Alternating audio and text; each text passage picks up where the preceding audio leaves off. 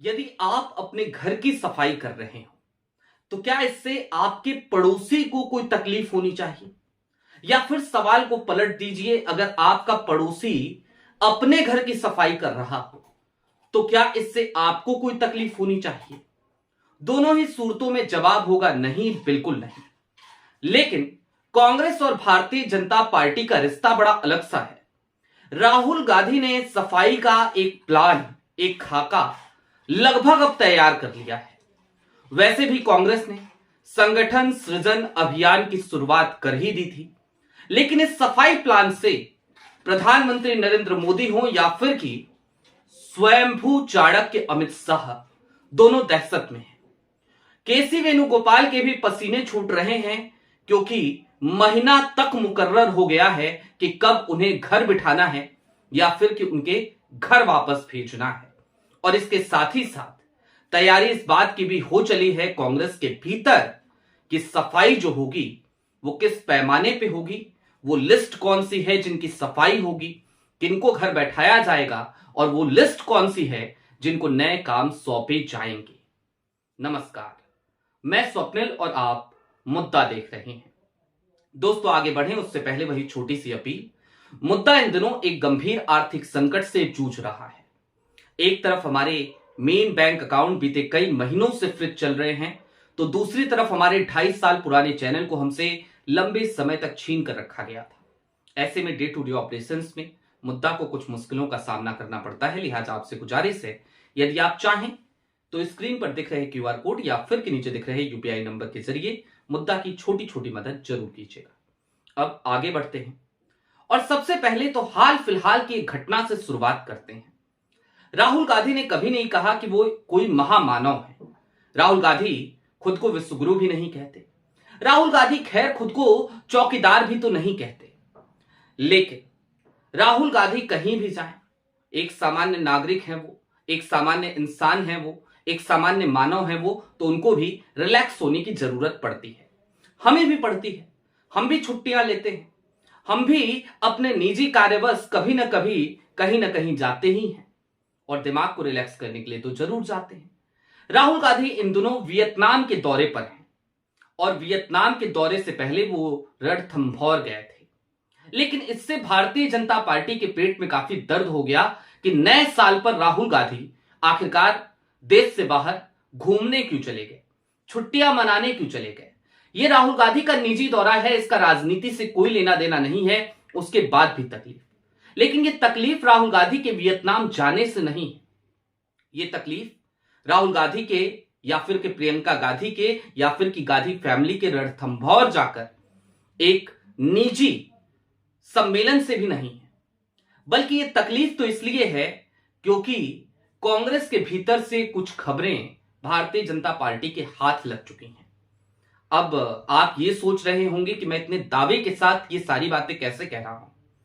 अभी अभी 31 दिसंबर और 1 जनवरी की तारीख बीती है और जो लोग लुटियंस मीडिया को बेहतर तरीके से जानते हैं उन्हें पता होगा कि ये दौर पार्टियों का दौर होता है, दीपावली और दीपावली के बाद फिर ये। और ऐसे में तमाम जगहों पे तमाम पार्टियां होती हैं। ऐसी ही एक पार्टी का हिस्सा मुझे भी बनना पड़ा, क्योंकि किसी जमाने में मैं भी लुटियंस मीडिया का ही हिस्सा हुआ करता था। बात इतर है, जब वहां पे था तब भी अपनी बेबाकी को बचाए रखने की हमने लगातार कोशिश करी और बचा कर रखा भी। जब नहीं बचा पाए तो लुटियंस मीडिया को हमने हाथ जोड़ लिया। खैर, उस पार्टी में कांग्रेस और भारतीय जनता पार्टी दोनों के ही नेता मौजूद थे और ये पार्टी एक कांग्रेस के नेता के घर पर थी। और मजे की बात यह कि भारतीय जनता पार्टी के जिस नेता की मैं बात कर रहा हूं जो वहां पर मौजूद थे, वो अभी कुछ सालों पहले तक कांग्रेस में हुआ करते थे। हालिया दिनों में वो भारतीय जनता पार्टी में गए। आज की तारीख में वहां पर भी एक अच्छा नाम है, एक पद भी है, खुलकर उनका नाम नहीं ले सकता, लेकिन दोनों लोगों की बड़ी दिलचस्प बातें हो रही थी। और उसके अलावा जब उन बातों को हमने सुना तो हमने कुछ और फोन लगाए। बीते 2 दिनों से मैं कुछ जानकारियां इकट्ठा करने की कोशिश कर रहा था, क्योंकि आप तक कोई जानकारी पहुंचाऊं तो कम से कम वो पुख्ता तरीके से पहुंचे, ये मेरी कोशिश रहती है। अब जो जानकारी मेरे पास आई, जरा उसको जान लीजिए। मोदी जी और अमित शाह या फिर कि उनके इकोसिस्टम को राहुल गांधी के वियतनाम जाने से पेट में दर्द इसलिए हो रहा है क्योंकि वियतनाम से आने के ठीक बाद राहुल गांधी पूरी तरीके से एक्शन मोड में नजर आएंगे। 2026 का साल कांग्रेस के लिए बेहद ही महत्वपूर्ण साल हो चला है और इसमें इस संगठन की तमाम चूल्हे कसनी है। लेकिन शुरुआत जरा वेणुगोपाल साहब से ही करते हैं। अप्रैल और मई का महीना होगा और ये अप्रैल और मई का महीना दो राज्यों के लिए बेहद खास है। एक तो असम के लिए और दूसरा निश्चित तौर पर केरल चुनाव, केरल विधानसभा चुनाव। दोनों ही जगहों पर लगभग एक ही समय पर विधानसभा के चुनाव होने हैं। असम की बागडोर है तरुण गोगोई के बेटी, असम के कांग्रेस के प्रदेश अध्यक्ष और लोकसभा में उपनेता गौरव गोगोई के कंधों पर। अब बात करते हैं केरल की। केरल में दरअसल केसी वेणुगोपाल को दिल्ली से केरल भेजने का, उनके घर भेजने का, या फिर अगर सीधे शब्दों में कहूं तो उन्हें उनके घर बैठाने का इससे बढ़िया मौका फिलहाल राहुल गांधी को नजर नहीं आ रहा है। संगठन महासचिव के पद पर बने हुए लगभग 6 साल पूरे कर चुके हैं केसी वेणुगोपाल, 6 साल से ज्यादा होने जा रहे हैं और इन 6 सालों में कांग्रेस के संगठन का लगातार बंटाधार ही हुआ है। जाहिर सी बात है, कांग्रेस हर बार जब भी हारती है तो उसका मेडल राहुल गांधी को थमाने में ना तो गोदी मीडिया देर करती है और ना ही भारतीय जनता पार्टी के नेता। लेकिन इन सब के दरमियान हमें याद रखना चाहिए कि जब बतौर अध्यक्ष राहुल गांधी पहला चुनाव हारे तो उन्होंने अपने पद से इस्तीफा दे दिया था। यानी कि वो अपनी नैतिक जिम्मेदारी को समझते हैं और वो इस्तीफा देना जानते हैं। उन्हें कोई पद की लालसा कभी रही नहीं। दूसरी तरफ केसी वेणुगोपाल है, इतने सारे हार हो गई, संगठन का बंटाधार हो रहा है, संगठन कहीं मजबूत स्थिति में नजर नहीं आ रहा है, उसके बावजूद लगातार अपनी कुर्सी से चिपक करके बैठे हैं।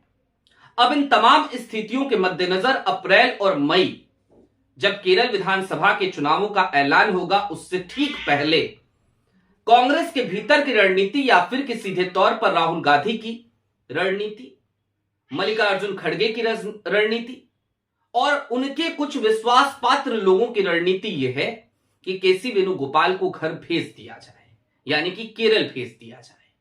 और जब वो केरल जाएंगे तो यहां पे जिम्मेदारियां शशिकांत सेंथिल को दी जा सकती हैं दक्षिण भारत के लिए संगठन महासचिव के तौर पर। उत्तर भारत के लिए सचिन पायलट या फिर कि प्रियंका गांधी पर भरोसा जता सकती है कांग्रेस। हालांकि सचिन पायलट ज्यादा मुफीद लग रहे हैं, लेकिन सचिन अपनी एक जिद पाले बैठे हैं, उनको राजस्थान देखना है। तो राजस्थान के प्रदेश अध्यक्ष के तौर पर भी सचिन पायलट की ताजपोशी हो सकती है, सचिन पायलट को वहां भी भेजा जा सकता है।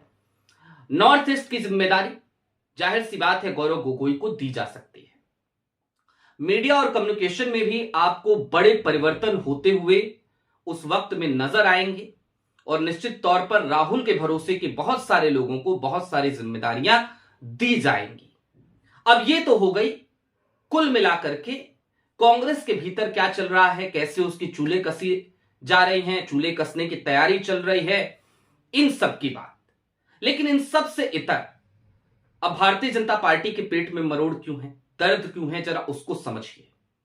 राहुल गांधी कहीं पर भी किसी के साथ भी बैठे, कुछ भी बातचीत करे, कोई भी रणनीति बनाए, राहुल गांधी की रणनीति, राहुल गांधी उसे अमली जामा पहनाने की शुरुआत करें, पहला कदम उठाएं, उससे पहले राहुल के टेबल से उठकर भारतीय जनता पार्टी तक पहुंच जाती है।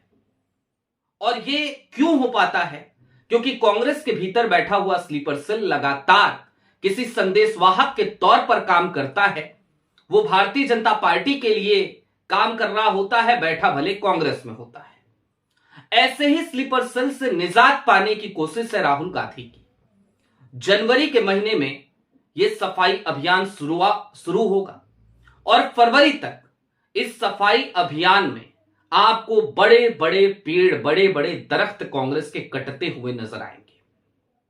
और जाहिर सी बात है, जब ये तमाम बड़े पेड़ गिरेंगे जब ये तमाम बड़े दरख्त कटेंगे तो इनके साथ साथ इनके चंटू बंटू, इनके तमाम चेले चपाटे, वो भी कांग्रेस में हाशिए पर डाले जाएंगे।